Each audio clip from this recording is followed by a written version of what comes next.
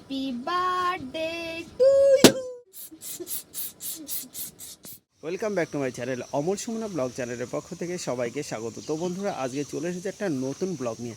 আজকের ব্লগটা একটু অন্যরকম বলতে আজকে তোমার দিদিভাইয়ের বার্থডে। তো তোমার দিদিভাইয়ের কিছু আবদার রয়েছে, সেই আবদারগুলো কি চলো পরপর দেখতে থাকবে। চেষ্টা করবো সেই আবদারগুলো মেটানোর, জানি না কতটা কি পারবো। তাই চলো ব্লগটা একদম প্রথম থেকে শেষ পর্যন্ত দেখতে থাকো। এখানে রয়েছে বার্থডে গার্ল। তো বার্থডে গার্লের ফার্স্ট বায়না হচ্ছে আমাকে আজকে একটু চা করে খাওয়াতে হবে।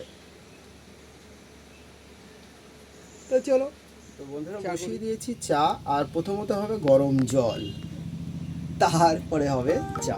তো বন্ধুরা দেখলে যে এর আগের দিন আমি এই যে মাচা দিয়েছিলাম কুমড়ো গাছের, তো কুমড়ো গাছটা দেখো অনেকটাই বড় হয়ে গেছে। আশা করা যায় যে দু একদিনের মধ্যে কিন্তু কুমড়ো গাছগুলো খুব সুন্দরভাবে এই মাচের উপরে উঠে পড়বে। দেখো দেখো দেখো,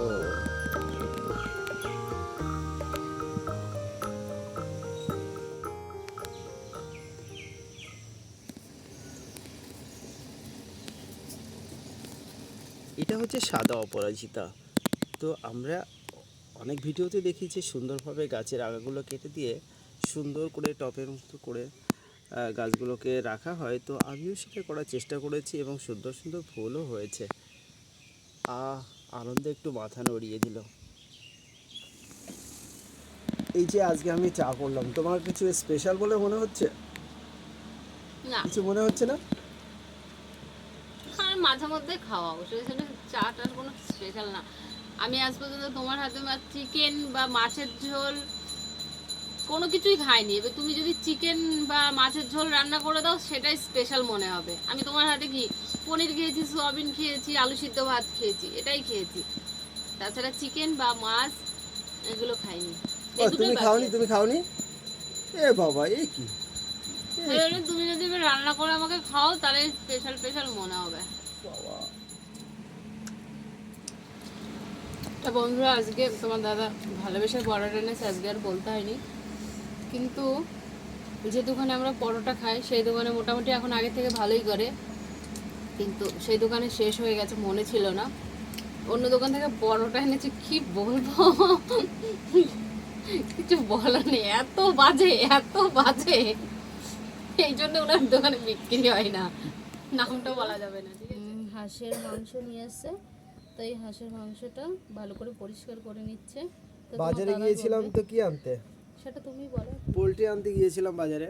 তো তোমার দিদিভাই আবার পছন্দ করে, আমিও যে কম পছন্দ করি তা নয়, তাই নিয়ে এলাম। শুধু দিদি ভাইয়ের দোহাই দিয়ে আজকে সবার ভোজন হয়ে যাবে। হ্যাঁ, তো বন্ধুরা, রান্না হচ্ছে। আমার মোটামুটি আলু ভাজাটাতে সবই কমপ্লিট হয়ে গেছে। এবার মশলা দেওয়ার জন্য তোমার দিদিভাইকে একটু ডাকা হয়েছে। তো বন্ধুরা, রান্না হয়ে গেছে। বাবা, বার্থডে গাল তো আগে খাওয়া শুরু করে দিয়েছে। আমি ভাত সবাইকে বেড়ে দিয়েছি, তোমাদের দাদাভাই খাচ্ছে না, তাই খিদেও পেয়ে গেছে। আবার কাজ আছে সব থেকে বড়। ও, আর কি বলবো, রান্নাটা তোমার চিকেন, করা। প্যাক চিকেনটা দেখি।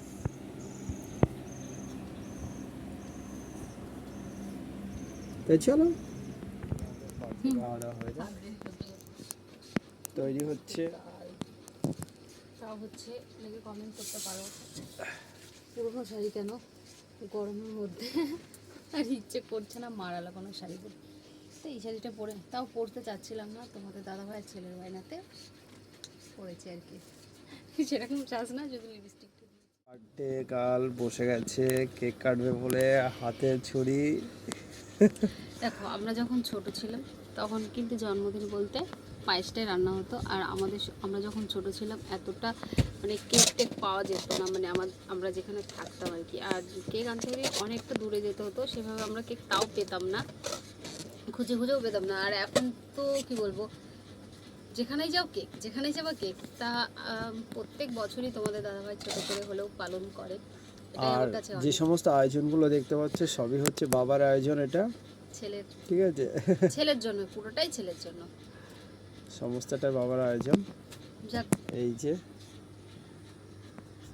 তাই না বাবা? হ্যাঁ গিফট আছে বন্ধুরা। হ্যাঁ, কি গিফট আছে সেটা পরে দেখা যাবে, আগে কেক কাটিং হোক। Happy birthday to you.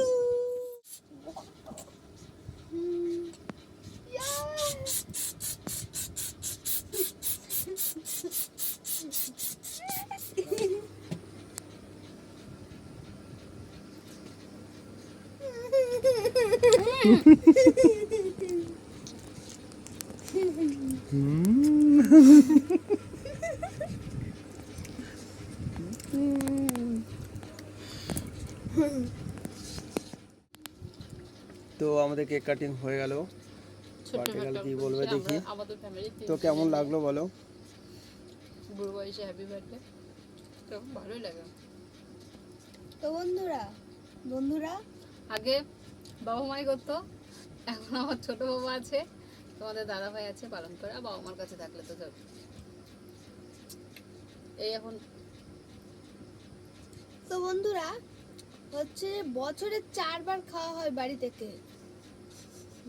দেখো বলবো না কি সে খাওয়া হয়।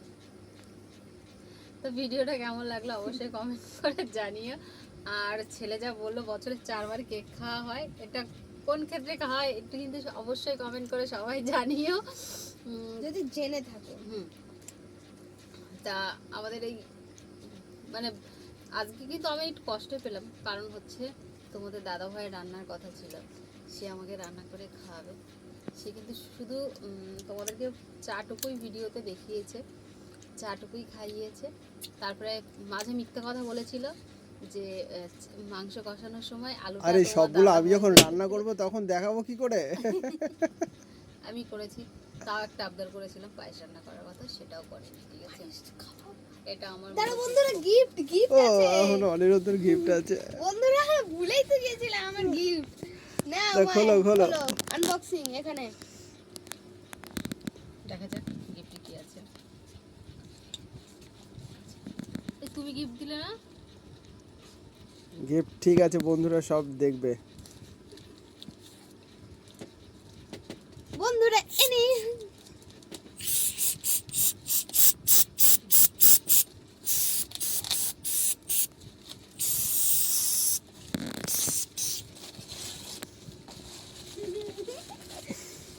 পড়ে দেখা। খোলো আনবক্সিংটা করো। কি আছে দেখা যাক। বাবা এই যে দেখছি বাক্স, আমি তো কাপড় চোপড় রাখতে পারবো।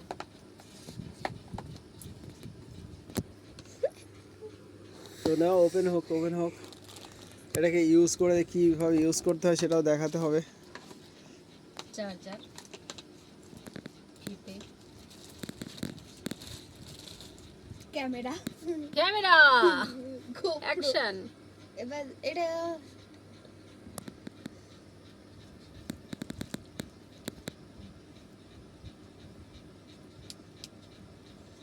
তো এবার বন্ধুরা কিভাবে এটা ইউজ করতে হয় একটু দেখানো হোক।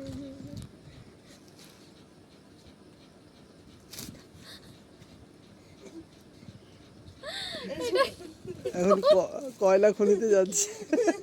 আমি কয়লার খনিতে কাজ করব, তাই আমার ছেলে এটা গিফট করেছে। তাই এটার গিফট ও অনেকদিন ধরে বলছিল যে মা আমি তোমাকে একটা জিনিস গিফট করব। কি জিনিস আমি সত্যিই জানতাম না, তোমরাও দেখলে আমিও দেখলাম এই জিনিসটা গিফট করেছে।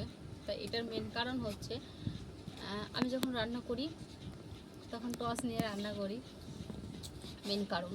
দ্বিতীয় কারণ হচ্ছে মানে বিশেষ করে কারণ হচ্ছে আমি বিড়িবাদের সময় টর্চ লাইট নিয়ে মানে বিড়িবাদি, আবার সময়তে টর্চ লাইটটা আমি হচ্ছে মানে মাথায় ক্লিপ থাকে, ক্লিপ বাঁধিয়ে আমি টর্চ লাইটটা নিয়ে এভাবে বিড়িবাদি।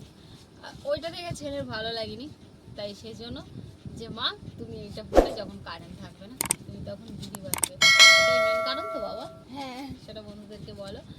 যেটা বললে সেটা ঠিকই। এখানে দুটো অপশন আছে, একটা জোরে হবে আর একটা এমনি। তা এই গিফটটা কেমন লাগলো দেখে মনে হচ্ছে কিন্তু ক্যামেরা, তো কেমন লাগলো অবশ্যই কিন্তু তোমরা কমেন্ট করে জানিও। তো সবাইকে শুভরাত্রি, টাটা, সবাই ভালো থেকো সুস্থ থেকো, টাটা।